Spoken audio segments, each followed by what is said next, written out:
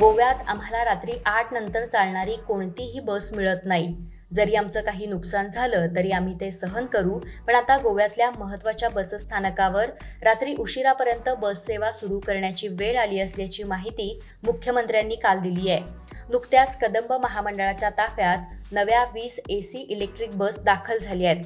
या इलेक्ट्रिक बसमध्ये दिव्यांग लोकांना चढ उतार करण्यासाठी विशेष सुविधा देण्यात आली आहे. या नवीन इलेक्ट्रिक बस पोलीस ठाण्याशी कनेक्ट असणार असून त्या रिअल टाइम टेबल अशा सुविधांनी सज्ज असल्याची माहिती सुद्धा त्यांनी दिली आहे.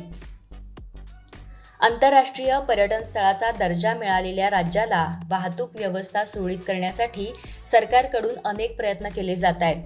जुलै अखेर कदंबाच्या ताफ्यात आणखी 100 अत्याधुनिक बसेस दाखल होतील असं मुख्यमंत्र्यांनी सांगितलंय. ट्रान्सपोर्ट सिस्टम सुद्धा खंयसरूच कमी पडचे न्ही, म्हणजे आपल्या रातची वचपा खातीर खंयसरूच बस ना हाजोय विचार सरकारान सुरवात केला. सेफ्टी सेक्युरिटी हाज्या दृश्टीन बाकीच्योय सगळ्यो प्रिकॉशन्स ज्यो आसा ह्योय बी आमच्या ट्रान्सपोर्ट सिस्टमाच्या बाबतीत जावं ती टॅक्सी आसतली जावं ती बस आसतली हाज्या बाबतीत सरकारान घेतला.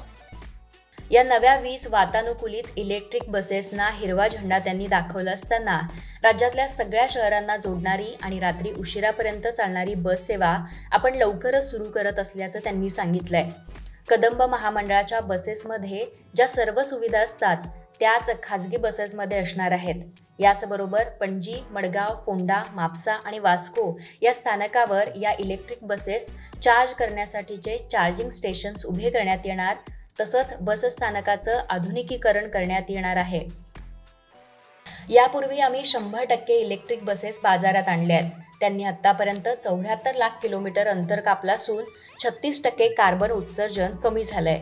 जेव्हा आणखी 100 इलेक्ट्रिक बस रस्त्यावर धावायला लागतील त्यावेळी मोठ्या प्रमाणात कार्बन उत्सर्जन कमी होईल आणि ग्रीन ऊर्जेचा उपयोग होईल असं मुख्यमंत्री डॉक्टर प्रमोद सावंत यांनी सांगितलंय.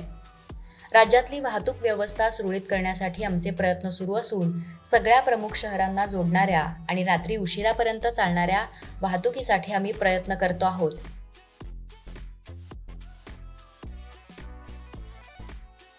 यासाठीच खासगी बसेस महामंडळाबरोबर जोडल्या जाणार आहेत.